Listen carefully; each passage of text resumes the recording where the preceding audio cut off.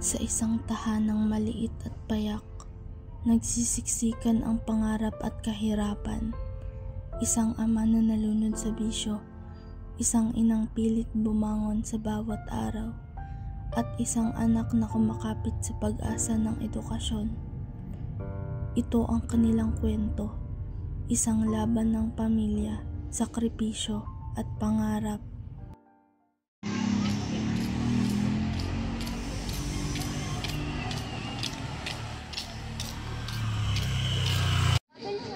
Ano yun? Isang yelo sa kadalawang net. Kanto?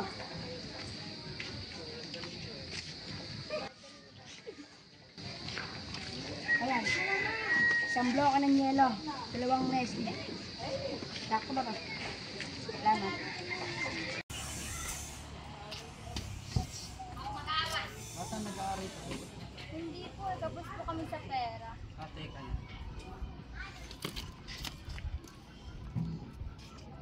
Hala, maraming salamat po. Walang ano man.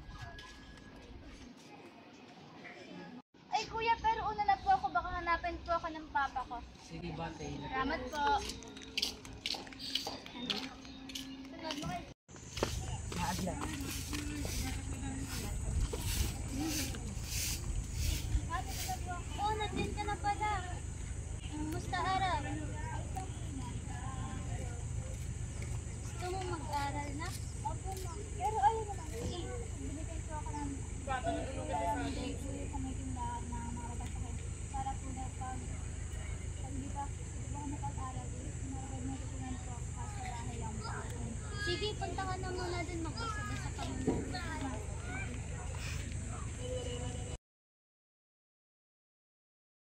Hoy bata, Bakit po, tay? bumili ka nga ng merienda. Ah, sige. Yeah, Sophie.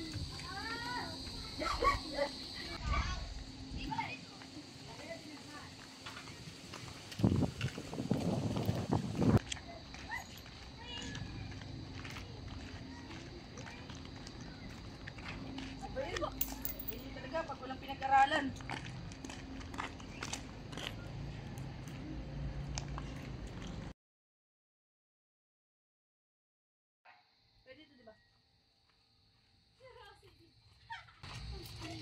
Tay, ka na po. O ba't ang tagal mong bumili? Ay, pasensya na po tayo. May nangyari po kasi eh. Sinungaling, naglaro ka lang no. Ay, pasensya na po tayo. Timpla ka na nga dun. Maria kaya si Nene Magala.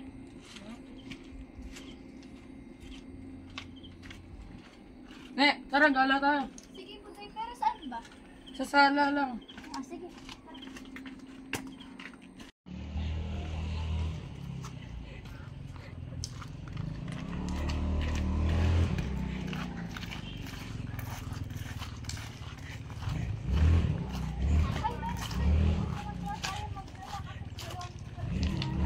Sige, bukas ko lang.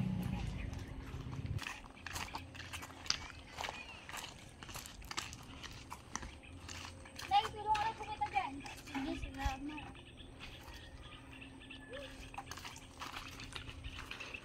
Nak, tanong ko sa'yo, gusto mo ba talaga mag-aral? Opo, Nay. Ay, tanong ko eh.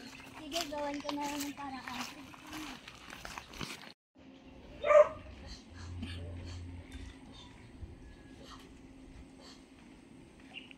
Nak, pagtapos nga na ito, timpla mo akong kape. Sige po, Nay.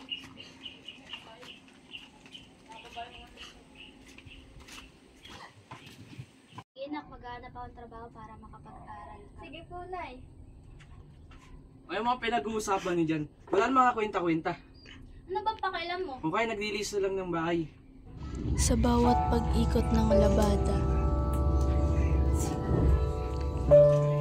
Wala ko ako dito. sa bawat pinggang hinuhugasan,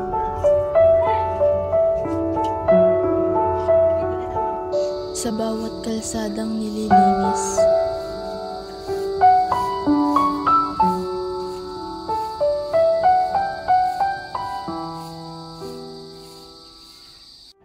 at batang inaalagaan, nakatago ang pangarap ng isang ina.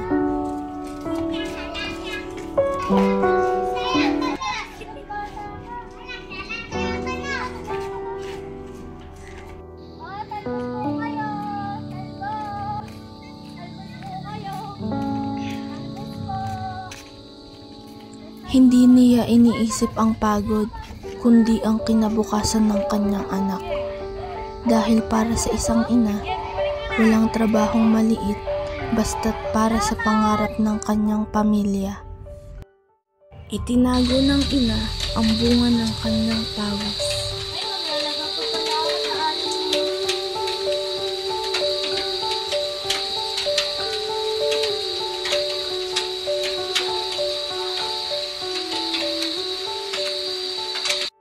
Ngunit sa isang iglap, kinuha ito ng bisyo at ang pangarap ay naglaho.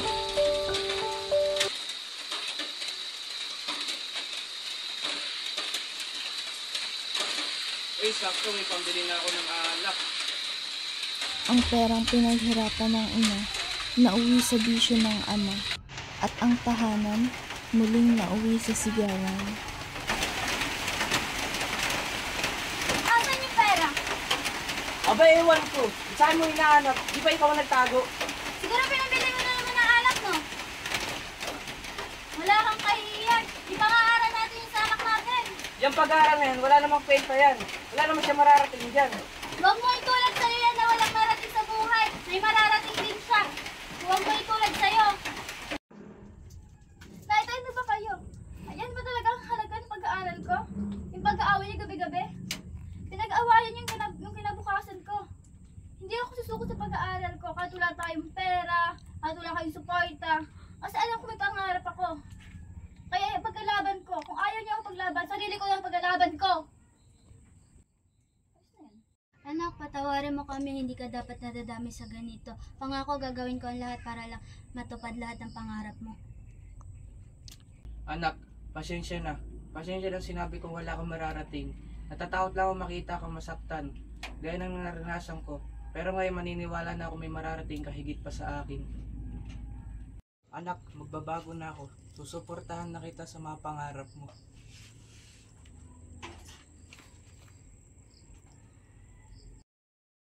Sa gitna ng sugat at pagkukulang, nanaig ang pag-ibig ng pamilya.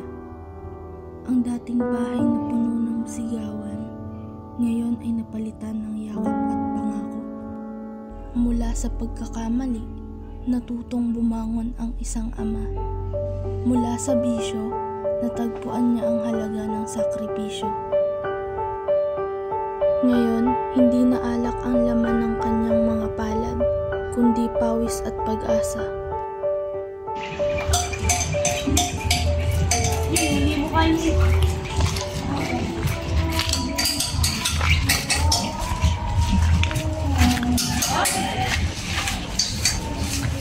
Ay pre, may makikita akong pagtatrabuhan dito. Oo pre, naghanap dito ng mga tauhan. Dito lang, sasabihin ko kay boss. Sige pre. Boss, may naghanap po daw dito ng mga magtatrabaho sa atin. Sige, basukin mo na.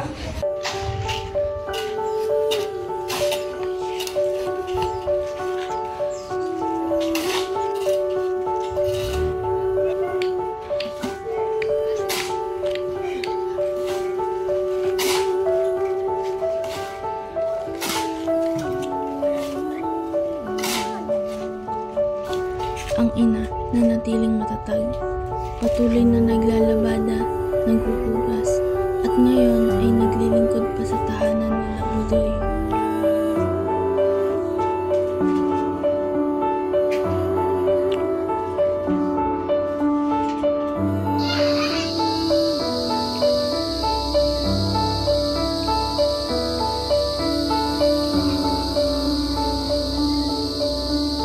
Tita, sabi po doon ni mama pagkatapos ni magulas, magulong na po daw kayo sa loob.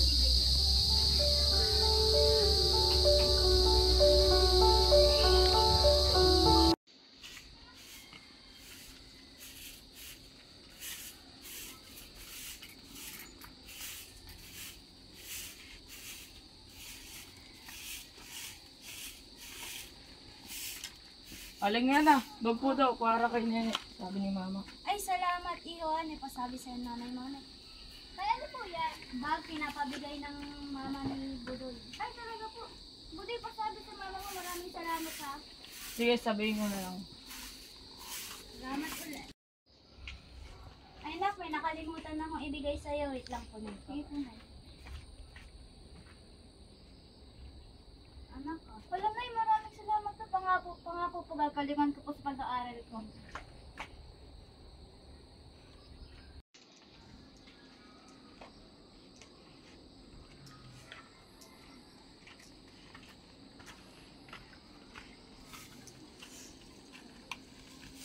Anak, nasa nanay mo? Alin po tayo, nagpapahinga lang po sa park. Sige, kuha mo na lang ako ng tubig, anak. Sige po tayo. Ano po tayo? Salamat. Ay, nga pala tayo. Si Nanay po nakagawa na po ng paraan para sa pag-aaral ko po na ba. Sige, ako na bahala sa baon mo. Sige po, maraming salamat po. Oh, nandiyan ka na pala.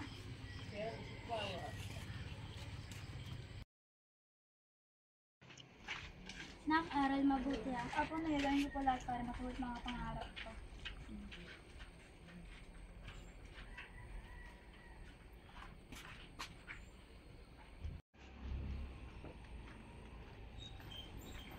Teka lang anak, baon mo. Sige po tayo, maraming salamat po. Sige, ingat ka sa pagpasok. Anak, ito na yung bag mo. Sige po, thank you.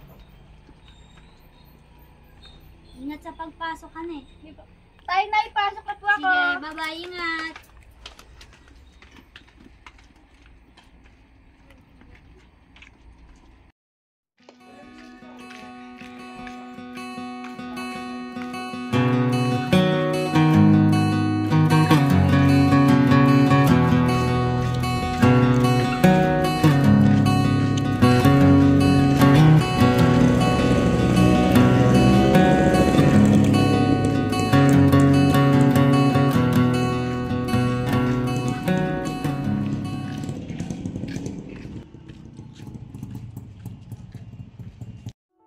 Sa bawat pagpasok niya sa paaralan, isinulat niya ang sarili niyang kapalaran.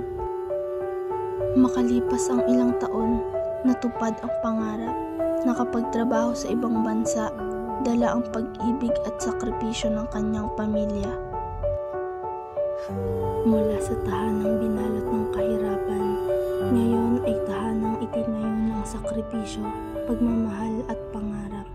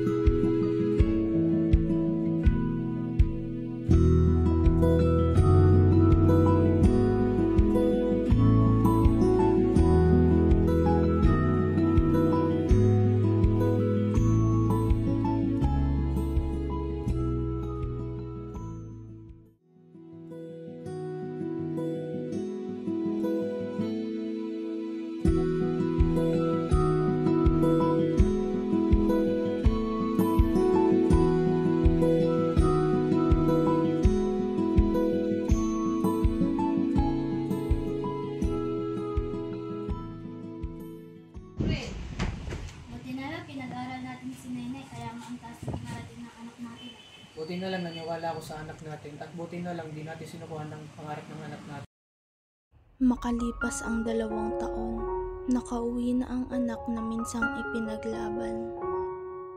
At sa kanyang pagbabalik, muling nabuo ang pamilya, hindi na winasak ng kahirapan, kundi pinatatag ng sakripisyo at pagmamahal.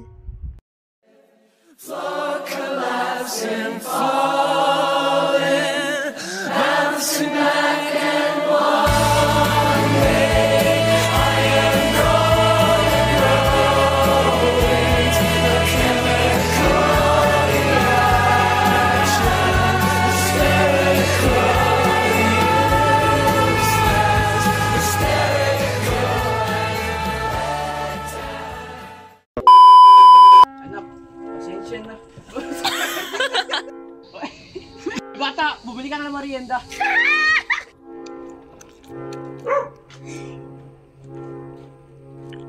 Anak, wait lang, baon mo.